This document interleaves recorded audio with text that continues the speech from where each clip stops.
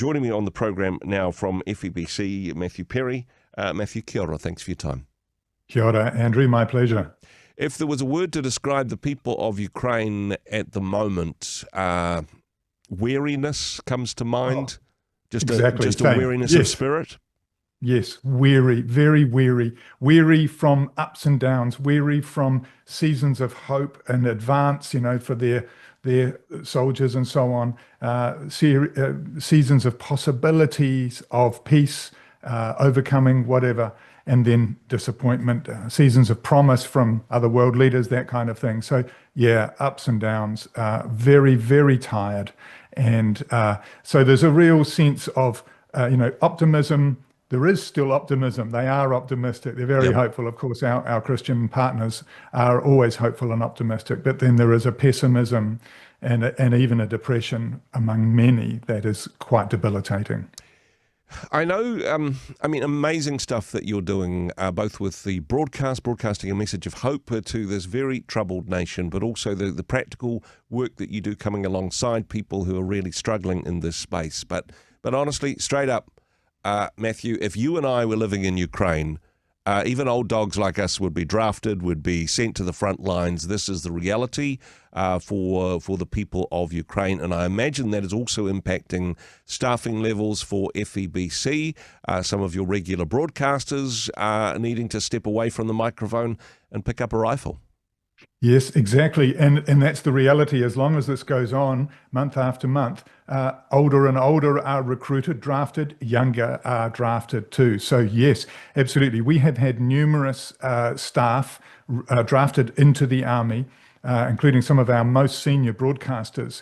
And most of them so far, interestingly, have been able to get in as padres, pastors, and so on. And so not all of them, and they can't, but many of them are pastors and chaplains.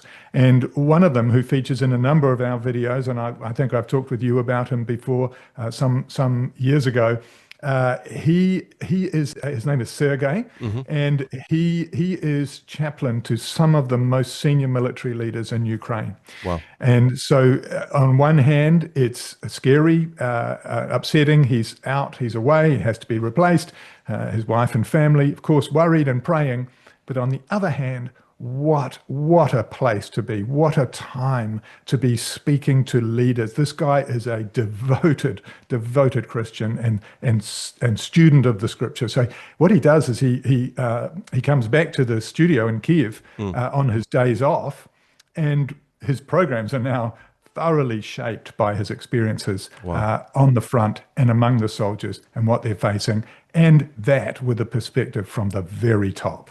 And I think there is an overlap as well between broadcasters and people with a pastoral heart. I mean, maybe that's just me, Matthew, but I know it's true for you as well. With this challenge brings opportunities. Yes, an opportunity for members of the radio team to speak into the pastoral needs of those on the front line and those in the military, but also an opportunity for some younger people to step up to the microphone to be part of the broadcast team at FEBC in Ukraine. Yes, exactly. And you're quite right. That's what this does. Crisis and triumph often present new, unexpected opportunities. So yes, the thing about being in the midst of it, they're not broadcasting in from the outside. They're right there amongst it in Kiev and Zaporizhia and several of these other cities. Yeah. And so they are all personally affected. And they have just told us in the last few weeks that they are developing a whole new program, which will go to air very shortly, aimed very specifically at teenagers. And bearing in mind that because the war's in its advanced years, some of these kids were younger and are actually growing up in these most formative years as teenagers in war, crisis, trauma, PTSD, depression, dreams lost. And so this program is brand new, being hosted by a very energetic, faithful Christian journalist. She's 20 years old, Vavia, and it's her vision and dream, and she's well supported. And it's called I Know What You Mean, a teenage phrase in English and Ukrainian, I know what you mean. And the whole idea of the program is to give young people a platform to be heard and to have their feelings and their concerns validated, and then for experts, young experts, some of these returned chaplains, young pastors and soldiers, speaking into their lives biblically with equipping and therapeutic kind of psychological equipping for young people to cope with these feelings, shattered dreams, anxieties, and pain. We're very excited about it. It really, we speak to widows, we speak to orphans, we speak to teenagers. They're producing programs constantly to address different sections of society. And meeting those spiritual needs, those pastoral care needs on the front lines through members of the team who have gone on to become chaplains, but also speaking pastorally to this up and coming generation who perhaps don't really remember what life was like before the war, some deep emotional scars as well. And I think particularly for young people, they're looking for hope. They're looking for an opportunity of who they will become in the world. And it must be so difficult to do so with the background of war and, no clear plan of when this war will end. Absolutely. That's it. This, like we've said before, no one's going to win out of this. When it ends, it will be years, decades of recovery, probably generations.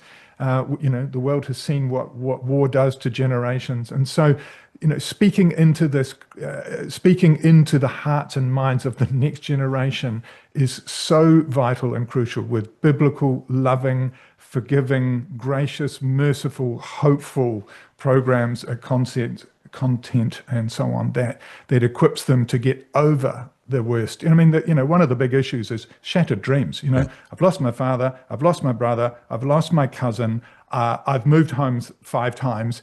I feel guilty because I'm not in the war, but I'm scared I'm going to be drafted in the next 12 months. These feelings, imagine as a teenager. So equipping them to know that they're not strange, they're not weird, this is normal, it's okay, and there is hope. And that's obviously a huge, huge topic. And for somebody to speak into that chaos and say, you know what, I know what you mean.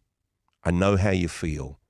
This is also my story, and to offer an alternative, to offer hope.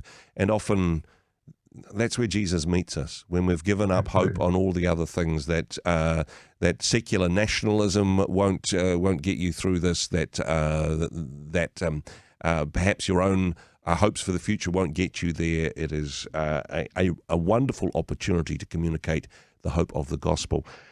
Yes. Really excited to hear this, Matthew, because it's difficult sometimes to get good news from such difficult places. If people in New Zealand wanted to be a part of that, if they wanted to support this new program targeted at young people, is there a way of connecting with us and being a part of the answer?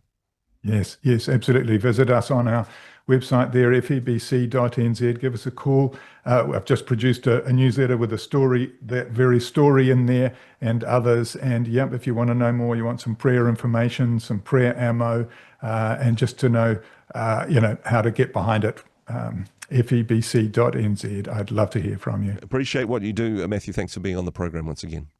My pleasure. Hey, thanks very much for joining us in the Rhema studio. Thanks very much for watching the interview.